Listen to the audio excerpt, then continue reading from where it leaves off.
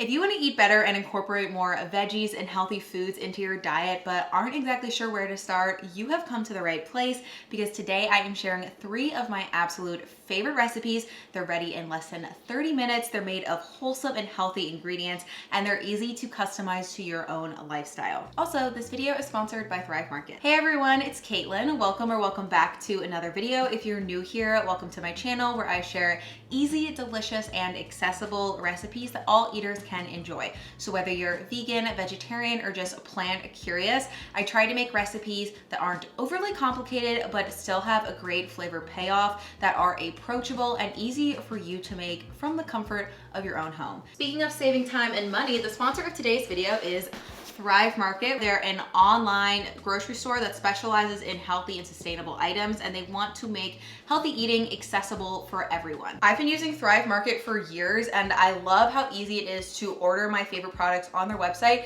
and get them shipped straight to my door. I obviously shop for a lot of vegan, gluten-free, and prefer to buy organic when possible.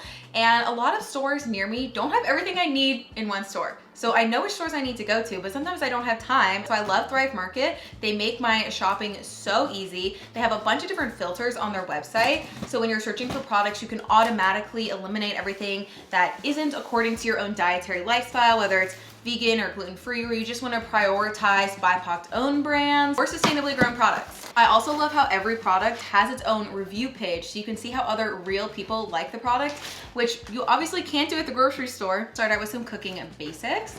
I got some of Thrive Market's organic extra virgin olive oil, avocado oil, organic rice vinegar, and apple cider vinegar. Don't you hate when your kitchen runs out of all the staples at once? Pro tip is if you want to save even more money to shop the Thrive Market label. The products are all still great and really high quality. You just get a little bit of extra savings by shopping the Thrive Market label. Also got some creamy peanut butter, some organic coconut milk. Also needed a few more beans and pulses, so I got some of Thrive Market's organic red lentils as well as their garbanzo beans. Some miso paste, and I needed a restock on some of my spices. I love buying these Thrive bags because they're resealable and they're easy to just refill my old jars with.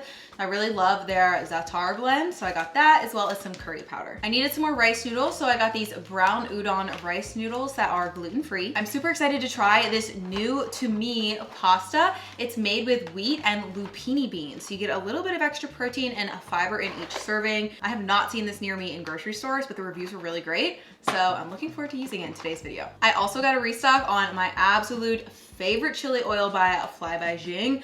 I feel like once you try this, it's just so hard to go back to other chili oil. The spices in this are just incredible, and I could put it on pretty much anything savory. And last but not least, I got a free gift with my order. So I got 2 of these Hue Kitchen vegan chocolate bars. One is crunchy mint and the other is cashew butter stuffed with raspberries.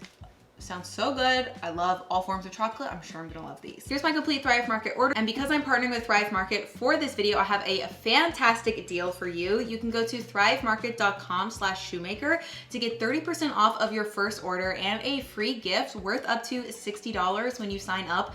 Plus, they're also running a New Year's sale right now. So in addition to that 30% discount that I'm offering you, some of their top products are on a 30% off sale. So you're really just stacking deals on deals on deals. So what do you have to lose? I highly suggest you check out Thrive Market and all their different membership options. The link is in the description of this video, or again, just go to thrivemarket.com/shoemaker to start your healthy grocery shopping journey. First up, we're going to make my creamy coconut and red lentil curry. This is an Indian-inspired recipe. There aren't as many required spices or steps as traditional Indian cooking. It's a little bit more simplified, but it still has a good flavor payoff. I really love this recipe on weeknights because it's cozy and hearty and it's easy to toss in extra veggies if that's something that you want, but it's also really great reheated, so it's good for meal prep or just like a microwave desk lunch or just leftovers the next night if you like to batch cook. These are all the ingredients we're going to need. I'm going to do our veggie prep and then I'll meet you on the stove. Bring a large saucepan or saute pan to medium heat. Saute our onion for 3 to 5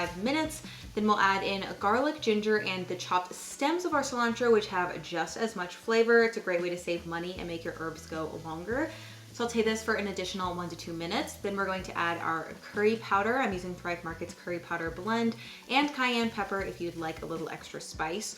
We'll toast the spices for an additional minute. Then we'll add in some rinsed red lentils along with our coconut milk, vegetable broth, and water. I just combined my veggie broth and water into a jar. We're going to bring this to a boil over high heat. Then we'll reduce the heat to medium low, and simmer this for around 15 to 18 minutes or until the lentils are nice and tender. I like this curry to be a little bit looser or more runny. If you like it thicker, you could just cook it with a little less water and cook it for less time as well. Once the curry is cooked to your liking, you can remove it from the heat. Keep in mind that it will thicken a little bit as it cools. And while this was simmering away, I made some rice in my Instant Pot. So I'm just going to serve my curry over the fluffy white rice and add a little bit of those cilantro leaves that we reserved on top. And there is your easy meal. I love how quick and simple this is, but it still has a lot of flavor thanks to using the curry powder seasoning blend instead of a ton of different spices. But if you're thinking you want a little more veggies in your meal, sometimes I just add a couple of handfuls of baby spinach at the end of the cooking time. Or not super traditional, but sometimes I'll just toss in some frozen peas at the end until they're just like barely cooked, not overcooked. I hate overcooked peas.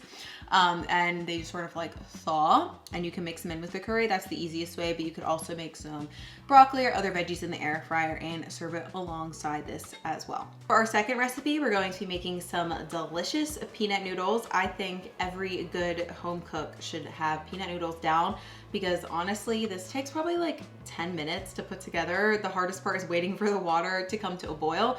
So it's perfect for weeknight dinners, and it's also a great kind of base dish to add things onto. So today we're gonna do a little bit of a side quest and add some crispy baked tempeh to our peanut noodles as well.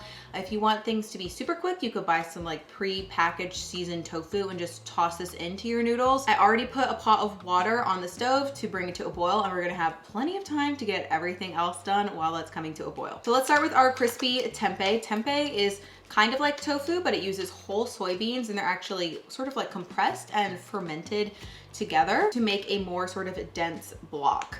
Tempeh is not for everyone. I personally like it, but if you don't like it, like I said, you could easily substitute with tofu as well. I will link my crispy tofu recipe down below. It takes a little bit longer. This one comes together really quickly as well. We're gonna start with 1 8-ounce block of tempeh. I just like to cut it in half.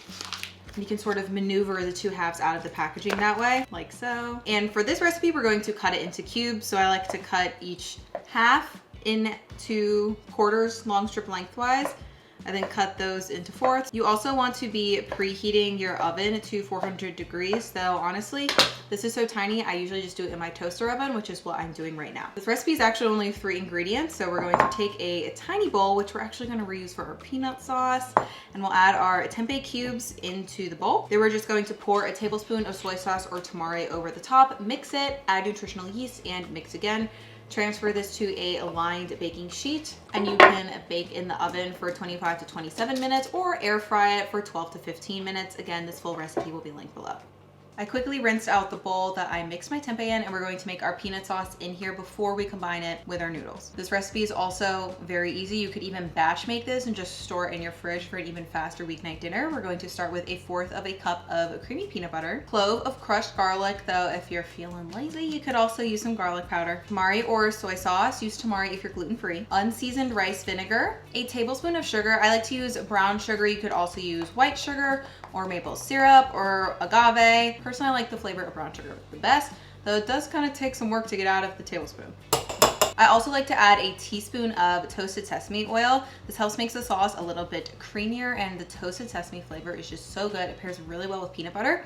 And then I like a little spice, so I'm adding a heaping teaspoon of sriracha. You can also use a chili garlic sauce. If you're sensitive to heat, leave this out. If you like things really spicy, you know you can add a lot more than this too. We're going to whisk this up until it forms a thick paste. And then we're going to add 2 tablespoons of hot water. This is going to loosen the sauce up. You'll see it become lighter in color and a bit more creamy. And then by now, your water should be boiling, so you can add your noodles and cook until they're al dente according to the package instructions.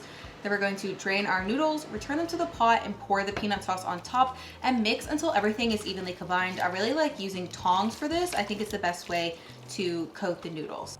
Once the noodles are mixed, it's time to serve. So I like to transfer my noodles to a bowl, then I top it with the crispy tempeh, and you can use whatever toppings you like. I like to use some chopped peanuts, some green onions, and a little bit of my favorite chili oil drizzled on top. And just like that, you have a deliciously saucy, squidgy, flavorful peanut noodles, and a little bit of tempeh for extra protein. Obviously this recipe doesn't have a ton of veggies in it, but I think it's still great for a quick weeknight meal. And if you wanted to add some veggies besides the green onion garnish that I have here, my pro tip would be to chop up some broccoli or use frozen broccoli and add it into your noodles for the final 1 to 2 minutes of cooking. And the broccoli will perfectly cook while the pasta finishes cooking. Then you can just toss it all in the peanut sauce. It does thin out pretty well, so it's very easy to mix in some other veggies. Peanut noodles admittedly do not hold up super well for meal prep. They will stick together a little bit. So if you wanted to meal prep, my advice would be doing this more for dinner and making a big batch of the peanut sauce like I mentioned at the start of the video. You could also batch prep some tempeh or tofu. And then the day of, cook your noodles and then just add a portion of the peanut sauce to the noodles. Last but certainly not least, we're going to be making my pantry tahini chickpea pasta. I made this recipe designed so it has a lot of pantry staples, so it's perfect for a weeknight dinner. And it also has more veggies actually in the recipe. We've got some broccoli and some parsley. I am going to be using the pasta I got from my Thrive Market haul, which is a protein pasta made with wheat flour. But if you are gluten-free, you can easily make this recipe gluten-free just by swapping out the pasta for your favorite gluten-free noodle. Once again, we're gonna start it on the stove. You're going to bring a large pot of water to a boil. Once it's boiling, add a tablespoon of salt and your pasta and cook it until it's al dente according to the package instructions. Add the broccoli to the pot of boiling water for the final 5 minutes of the pasta cook time.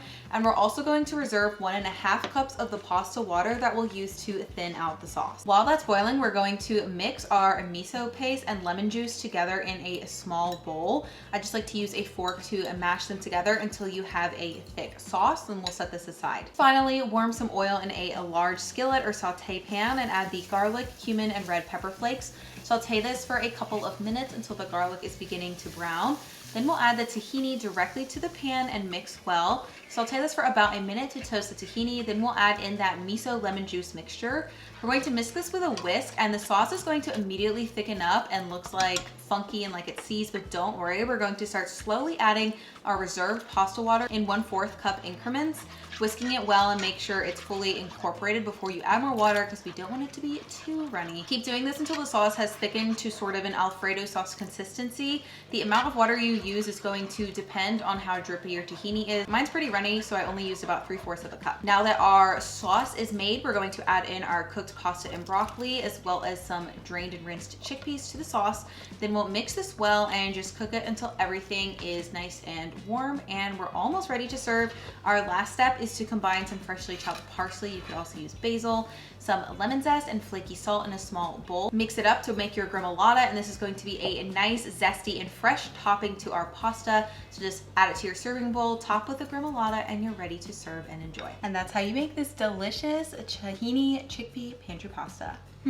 I love the flavors in this because they're not traditional pasta flavors, but it also really goes well together because of the tahini and chickpeas, and the tahini helps it feel nice and creamy and wholesome and cozy, but the lemon juice really adds a lot of flavor and brightens it up, so it feels like a healthy comfort food dish where you feel really nourished and satisfied, but it's packed with veggies, you got the lemon, so it doesn't feel like it's weighing you down and you have to take like a giant nap after you eat it. So with this all done, that concludes this recipe video. As always, all of the recipes are linked in the description of this video, so if you want to print them out, save them to Pinterest, you can do all of that and more. And I also include substitution notes and other recipe tips on my blog, so be sure to check that out. Big thanks again to Thrive Market for sponsoring this video. Don't forget to go to thrivemarket.com/shoemaker to get 30% off of your first order and a free gift worth up to $60, and to shop their New Year's sale that they're running right now, where you can get an extra 30% off of their top products. Thank you all so much for watching. I hope the new year is treating you well so far. Leave a comment down below if there's any specific videos you want to see from me this year. I'm excited to share another year of delicious, cozy, wholesome, and affordable/accessible recipes with all of you. So thanks for tuning in. If you're not subscribed already, be sure to hit that button, and I look forward to seeing you in the next video. Bye.